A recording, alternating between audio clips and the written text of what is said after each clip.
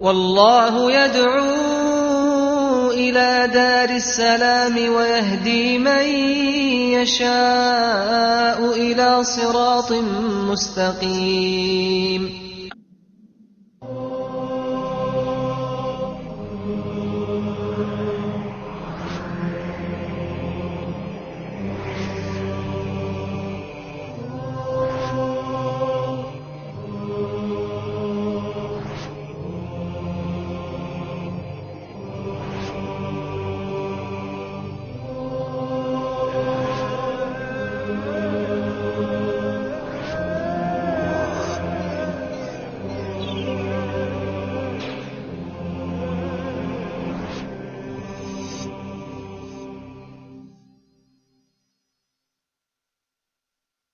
Bismillah ar-Rahman ar-Rahim. In the name of Allah, the Beneficent, the Merciful, I praise Allah, the Creator of the heavens and the earth, and I send peace and blessings to all of the prophets from the beginning of time. From the time of Adam, alayhi salam, to Noah, to Abraham, to Moses, to Jesus, to Muhammad, peace and blessings be upon him, all those righteous ones who walk the face of the earth. And I begin with the greeting words of the righteous. Assalamu alaikum wa rahmatullahi wa barakatuh. The Prophet Muhammad, peace and blessings be upon him, was the last of a long series of messengers and prophets. They came to every part of the world. Prophets came to China, to India, to Russia, to Southeast Asia, to Africa, to Europe, to the Americas. And what united these messengers of Allah was the belief in one God. But the final Prophet Muhammad, peace and blessings be upon him, not only confirmed Tawheed, he not only confirmed the unity of belief, but he also confirmed or developed the unity of people themselves. And so amongst his followers were people not only from the Arabian Peninsula, but from Persia, from Europe, from Ethiopia, from all parts of the known world. The Prophet Muhammad, peace and blessings be upon him, dealt with his followers with love, regardless of their color, regardless of the language that they spoke. Amongst his illustrious companions, there are 25 Sahaba who are listed to be from Al-Habasha, from Abyssinia. They were the best of the Sahaba. They had come from their countries, they had struggled, they were striving with the other believers, and there are a few of them who are very prominent in the annals of history. Ayman, radiallahu anha, it is reported by the books of Sirah, the prophetic biography, that she was the dry nurse of the Prophet, peace be upon him, and when his mother passed away, she was the one who brought him back to Mecca. She remained an important person to him all of his life.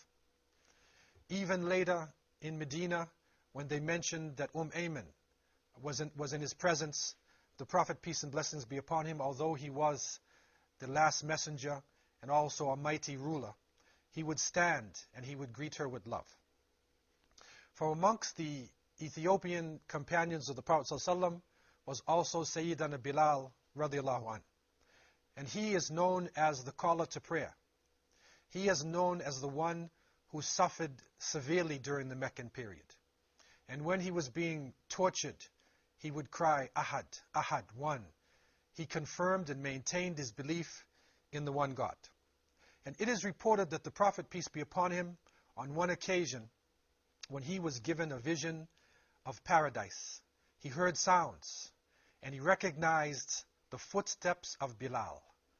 And so Bilal was promised paradise, radiallahu anhu, before his death. Amongst the Ethiopian companions also was Manhaj al-Habashi, Abu Bakr al-Habashi, Shukran al-Habashi, Hilal al-Habashi, Amir al-Habashi, and the list goes on, and there are over 25 who are mentioned amongst the major companions. In a minor sense, there were many scores of Ethiopians who were also engaged with the Prophet, peace and blessings be upon him, in the struggle for the establishment of Islam. during the rule of the Khilafat of Umar ibn al-Khattab radiallahu anh, the second caliph. It is reported that activity was going on in the Red Sea, in the islands just below Jeddah.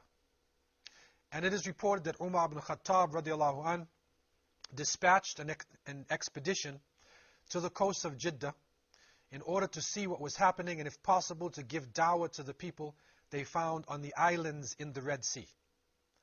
When they returned, Umar remembered the saying of the Prophet, peace be upon him, who has said, "Leave the Abyssinians as long as they do not interfere with you." And so, based upon this understanding of the important role that Al-Habasha had played in the early times, and the sayings of the Prophet, peace be upon him, Umar ibn al-Khattab and the early Khulafa, the leaders of Islam, never sent any military expeditions into Ethiopia or in that region. What actually happened was a natural relationship between the merchants coming from the coast near Jeddah and southern Arabia and going across into the Horn of Africa. The books of history report, especially during the Umayyad period, that large numbers of people crossed the Red Sea. They crossed into the Horn of Africa, and they established business ports in the eastern side of Africa and also on the Dahlak Islands. We find reports given by the Umayyads and then later on by the Abbasids during their rule of Islam. We find information showing a brisk trade that was going on, especially on the Dahlak Islands and in a place known as Zayla. The companions of the Prophet, peace be upon him, entered into Ethiopia.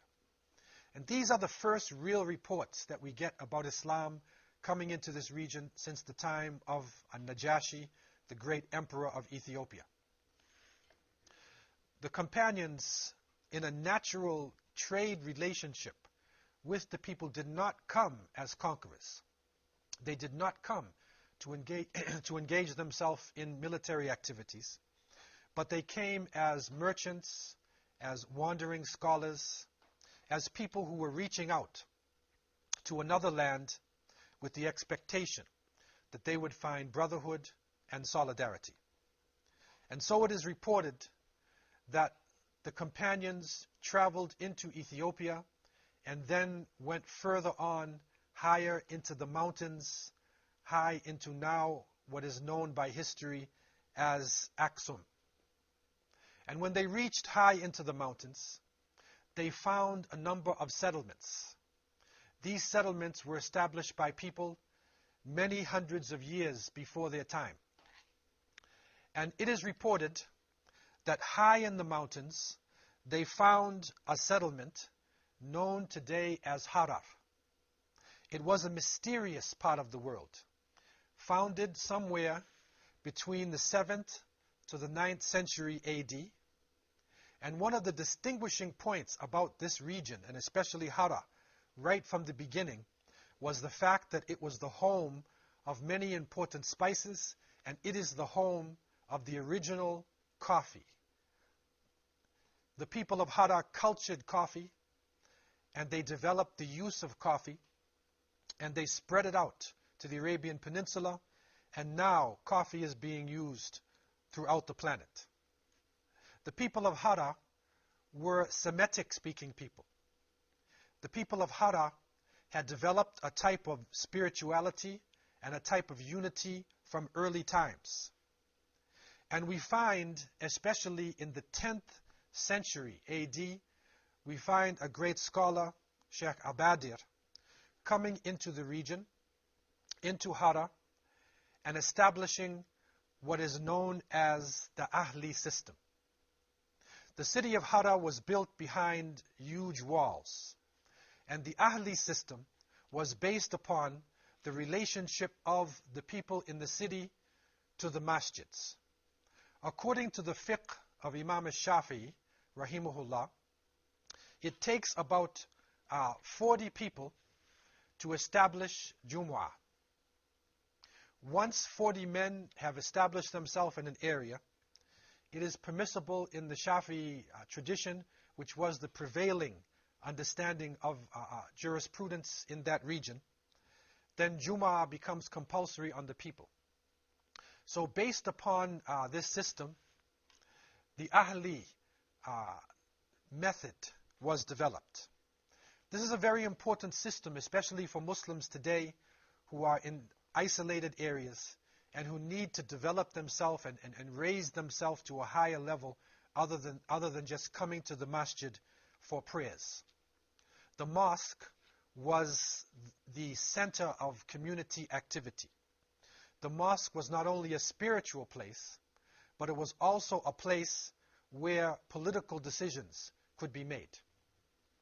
In the Ahli system, for every 40 families, there was an imam and a masjid. And so in Hara, what developed is a complicated web of masajid, of masjids, with an imam as the responsible person. And this leader or amir or imam in that area was responsible not only to establish salat and to educate the children in the Quran and Islamic sciences, but he was also responsible for the welfare of the people who were living in the vicinity of that masjid. Hara, because of this system, takes on a special meaning in Islamic history. Some historians even look to Hara and they give us the information that in this mysterious walled city, that there are more masjids per square meter than anywhere else in the face, on the face of the planet Earth. A masjid every time you turn. Every section of the city is a place to remember Allah subhanahu wa ta'ala. And so the people of Hara developed themselves 82 masjids within a circumference of 3,348 meters. These masjids, these houses of worship, became the hubs of activity. And because of that, the very culture of Hara itself took on a very high spiritual level. The people of Hara were oriented to Islamic sciences, and they developed a powerful grasp of the Arabic language and the book of Allah subhanahu wa ta'ala. And so Hara was well known for this system. Within this Ahli system as well was a political concept that each Amir or each Imam who represented his people would take the opinions of his people or the problems that they expressed to a Majlis al-Shura, and that formed the government of the whole of Hara, and there was an Amir over the government. So they developed a type of Islamic system, a mini Islamic state within the walls of this city in Ethiopia. And there they were able to come together to know each other not only as people who prayed, but also to know the subtleties of each other's families, to know the needs and the wants, and to always pray for each other in times of difficulty. Let us take a break and come back after a few moments to discuss more about the mysterious city of Harar.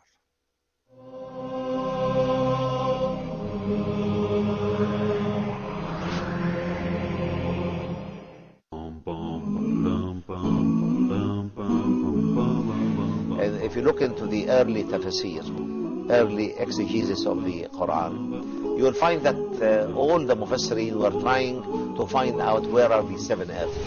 Earthquakes, natural or artificial, can delineate the boundaries between seven different zones within the earth. The conclusion that we have seven different layers within the earth came to not only the 20th century. The true believer would prostrate down in obedience to Allah subhanahu wa ta'ala. The blessings of that prostration will reach the seventh earth.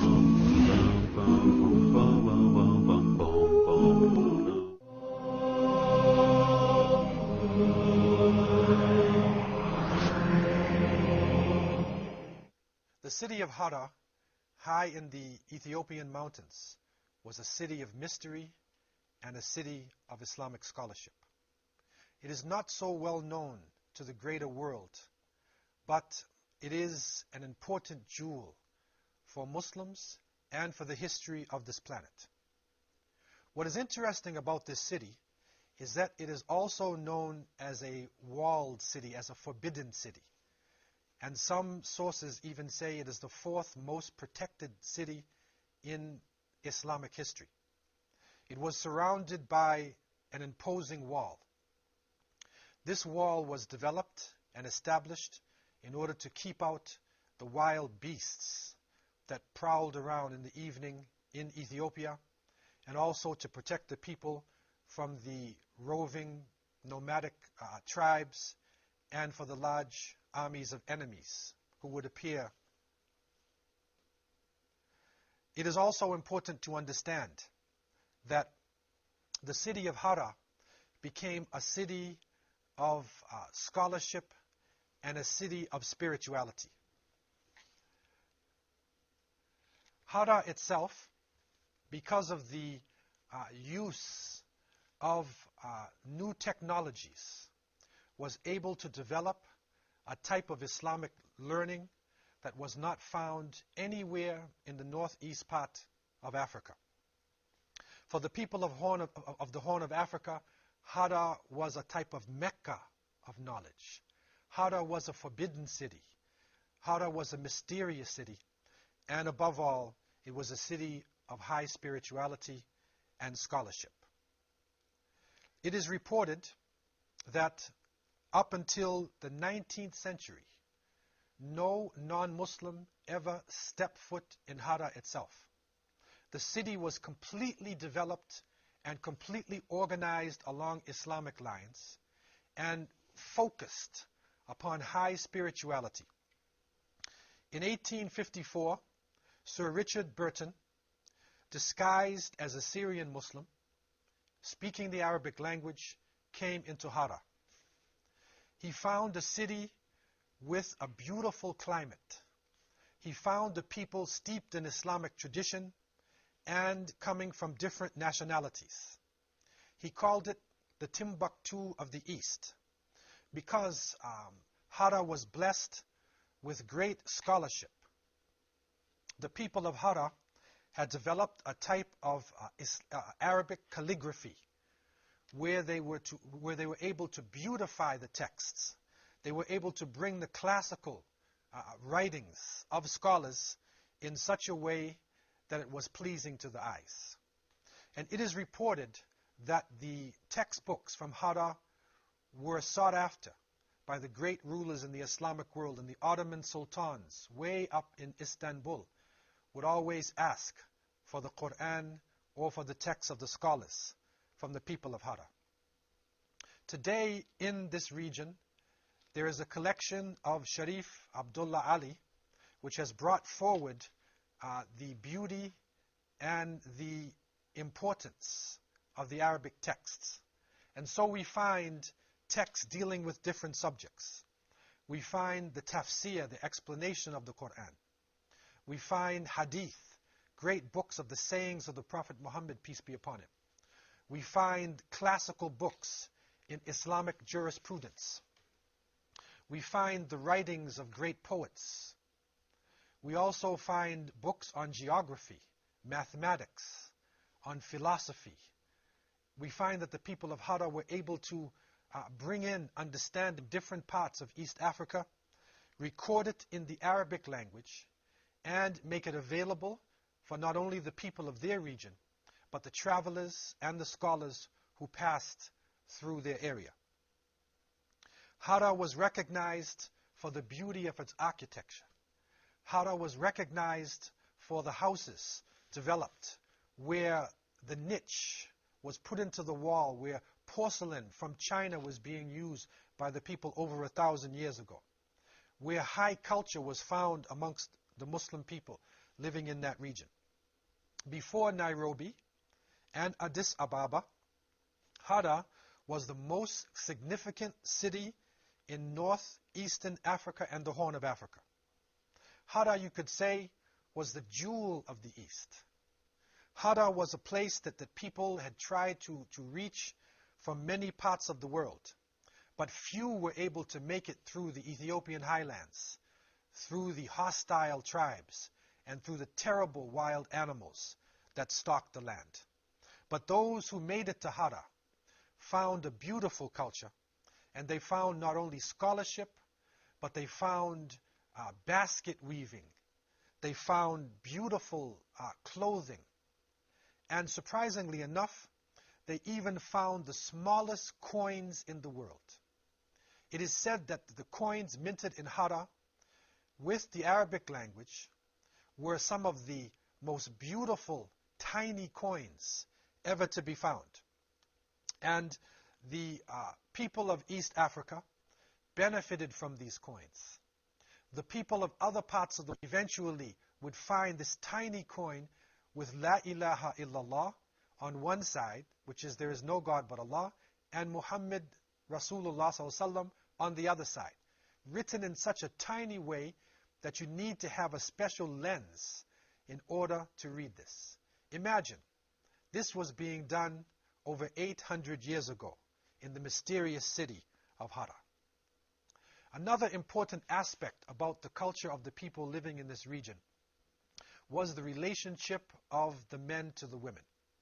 The women of Hara played a very crucial role in the running of the city. The women of Hara were known for their strong personalities and also their skills in trade. The marketplace was controlled by the women. The women had a strong saying, and when the Imam would meet with the people in the Ahli system, he would listen to the women, and he would take the information from the women back to the Majlis al-Shura and back to the Amir, who was governing the town and establishing the way Hara would relate, not only to its citizens, but to other people coming into that region. And so Hara played a very important role in the Horn of Africa during this time. When we look at Hara in relationship to modern-day Ethiopia, we find that before the building of Addis Ababa, that most of the high culture of Ethiopia actually came from Hara. This is a surprise to many people because when Ethiopia is mentioned, normally people would think about the Christians of Ethiopia. If they don't think about the Christians, then they may even think about the droughts. They may think about famine. They may think about crisis. But the reality of Ethiopia and Africa, and especially this fabled city, is that it enjoyed all the parts of culture, of high culture, that were enjoyed by people throughout the planet. Hararis, the people coming out of this region, not only organized their own life to a high level, but they also helped to develop the city of Addis Ababa. They were involved in carpentry. They were masons in the building of the city. They were involved in the organization of the streets. And their contributions will be spoken about within Ethiopia for a long time. One strange report that comes from Hara is that they even found tombstones that they believe dated back to the time of Najashi.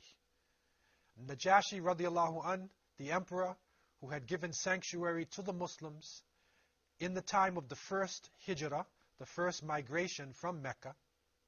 He was a well-known personality.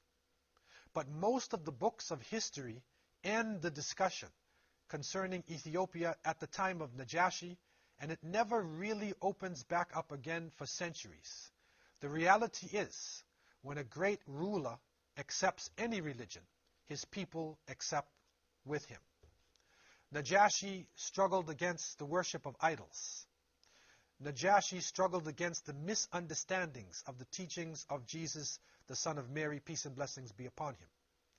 And even though it is not recorded openly in the books, we are now finding information that points to the possibility that some of the companions of Najashi escaped the region after his death and went into the section of Ethiopia of Hara from a high mountainous area of Aksum They went down into Hara, which is now in the southeast area in Ethiopia, and they helped to develop this mysterious city, which is now coming to the surface as an important capital for Islamic scholarship and Islamic culture. And so we look again at the history of Africa. When we look in objective eyes, when we really look at the sources, we recognize that the misunderstandings coming out of history, when dishonest historians would say that Africa had no civilization, that Africa did nothing towards the onward flow of humanity, this misunderstanding needs to be corrected. Young scholars with objective minds need to now enter into the languages of Africa, the languages of the Middle East, to understand this rich history and what it had to give to the people in early times. Today in Ethiopia, Muslims make up somewhere between 40 to 60% of the population.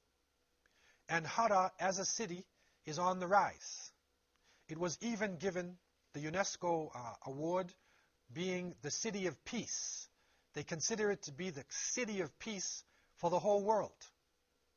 This is an understanding that needs to be realized by people not only in Ethiopia, not only people in the Horn of Africa, but people throughout the planet. Hara was part of the natural extension of Islamic culture. Hara was an example of Islam spreading into the African continent, spreading into other parts of the world without violence, without a large army, without an imperialistic force. Hara was an expression of African culture through the Arabic language and through the teachings of the Prophet Muhammad, peace and blessings be upon him. And so the walls and gates of Hara are wide open. The forbidden city has now become an open city. And the people of Hara and Ethiopia and the Horn of Africa will play, God willing, an important role in the onward flow of Islam, and we believe also in raising up African culture in this world.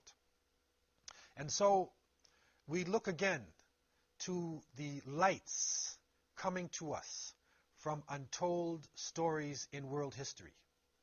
These gems of wisdom need to come out of their treasure chests. People need to begin to go through the surface of their history books and really dig deeply into the stories and history of this planet. I leave you with this thought, and I leave you in peace. Assalamu alaikum wa rahmatullahi wa barakatuh.